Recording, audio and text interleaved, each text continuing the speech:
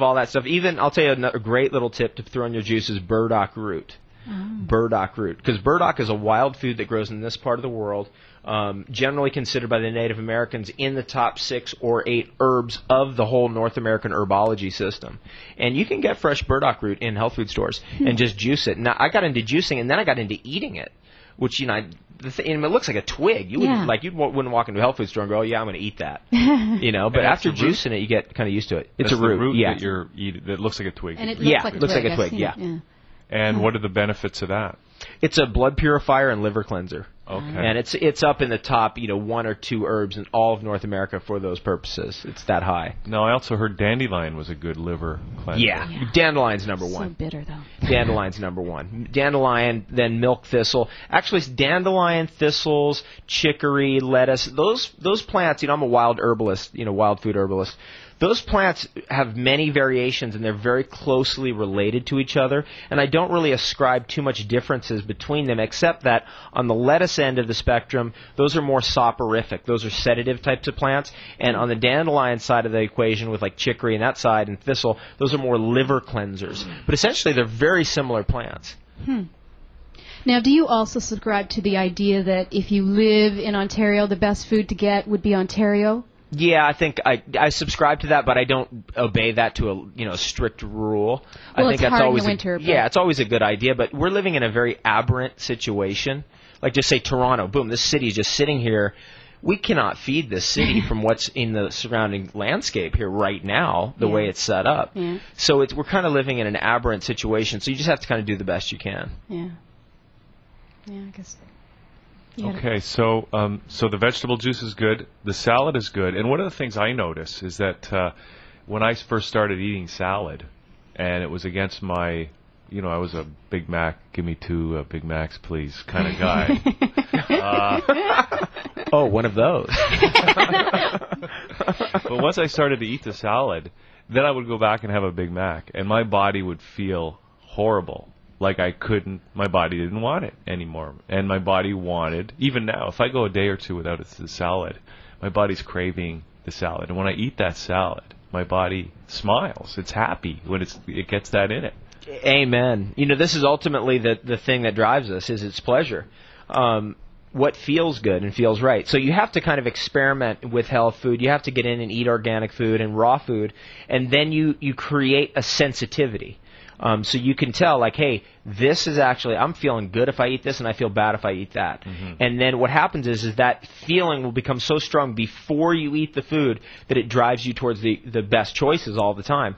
And that's ultimately, one of the best ways to guide yourself. It's 100% intuitive. You don't need me to tell you, like, hey, eat this or that. All you need to do is just really follow what feels right, and then you'll be able to figure it out. It's interesting. We just had somebody in today talking about body talk, which is a therapy that, says basically your body knows exactly what it needs to heal itself because of the stresses we've been under, sometimes it's not quite relaying itself to you to understand. And so, this is just following along the same principle that, your body knows.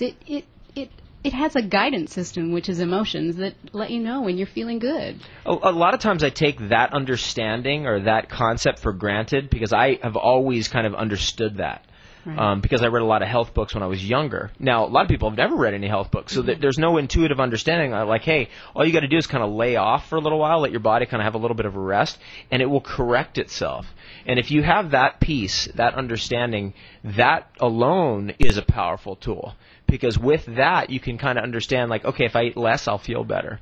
If I eat organic food, I'll feel better. If I eat salad, I'll feel better. And then you'll understand why. Because your body's getting a rest. It's going like, oh, okay, my God, we don't have to deal with, like, turning this pizza into a liquid and digesting and absorbing it. Right. It's a lot of work. It is a lot of work. And so do you suggest, like, fasting? Like, is that a big... Fasting is kind of a way of life for me. Okay. I pretty much, I'll probably get up in the morning and just kind of fast usually until the afternoon, just naturally. I'll drink a bunch of water in the morning and just kind of fast throughout the afternoon. And then, in the evening I have a big meal. That's kind of how I eat. Sometimes it changes if I'm traveling or something like that. I think that if you can just get into an understanding of fasting or even do it for a day, you'll realize you're not going to die, and you'll realize that actually when you do fast, the stuff starts coming out at a higher rate of speed. That's why they call it a fast. And you got to be a little careful. You don't want to, suddenly fast 35, 40 days or something. But fasting one day will teach you a lot. Fasting for a weekend will teach you a lot. Drinking lots of water. Right.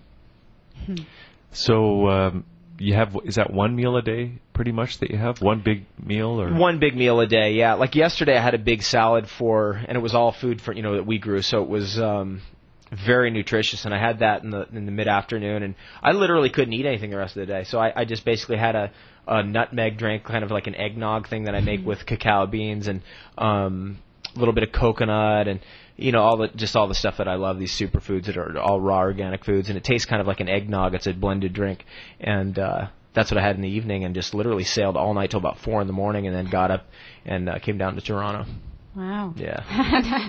I'm just wondering if being on a diet like this as your lifestyle, if that affects how much sleep you need and how much sleep you need. Yeah, it's a good question. It definitely does affect that. When I first became a raw foodist about a dozen years ago, I had a girlfriend who had been a raw foodist for a number of years, and she used to sleep 3 hours a night. And I was like, whoa, this is a little intense. And then what I found is that I used to be an 8-hour night sleeper, and then when I was kind of in college, I had to be 7.5 because if I slept too long, I'd start losing time to do stuff. And then through raw food, I've gotten to be like a 5-hour night sleeper, sometimes 4. Like last night was 4.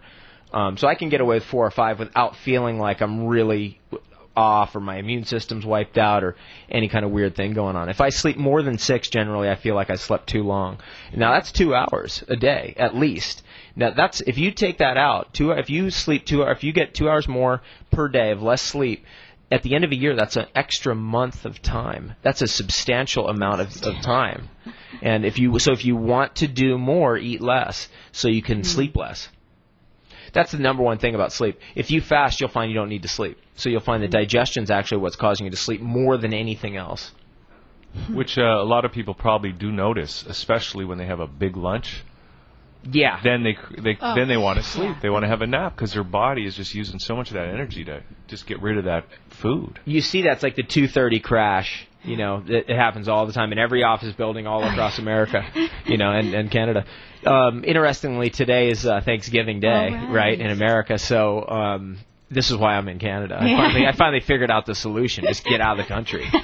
That's it. So I always do. I always do the health shows up here on that weekend, so I'm not anywhere near that whole thing. That's funny. So David, your big meal, what would typically that consist of? Okay, so it would consist of salad, sea vegetables. So it's root vegetables and green leafy vegetables.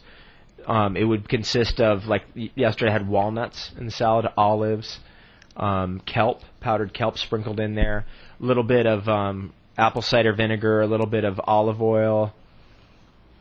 What else would be in there? God, that salad just. And that's got to be first pressed, cold pressed olive oil. Stone crushed, cold pressed olive oil, the good stuff. Okay. Yeah, you don't want to skimp on olive oil. If you're a real olive oil fan, which I am, you got because I don't use that much. I mean, I'll just it's like a splash. Avocado goes in there. I might have mentioned that. Sometimes I'll put dried fruit in a salad. Now that's just a common big meal for me, but sometimes I don't even eat meals like that. I'll just kind of skate through the day on just like eating goji berries and cacao and water and a little bit of like nori rolls. You take the nori seaweed and you wrap something up in it like a wrap and just run with that. It's kind of like a burrito, and use avocados kind of like the Yeah, but I'm thinking it's nothing like a burrito. No, it's different. You might be able to get a sprouted wrap that might taste a little bit more like burrito, but I'm thinking a nori wrap, not at all. No, it's different. Yeah, it's a trip. It's like I take it so much for granted. Like what I eat every day. I mean, my mom thought I was just like literally out of my mind, and then what happened was she started getting ill. Right, she started having arthritis and pain every day. Now, that's an amazing teacher, because what that does is it kind of causes you to go, whoa, maybe I'm wrong. Maybe I need to do something different. That's the meaning of pain. And so she actually did finally come around, and now I'm sending her. I mean, she just emailed me the other day. She's like, send me this, send me that. I need this, send me this, I need that. I mean,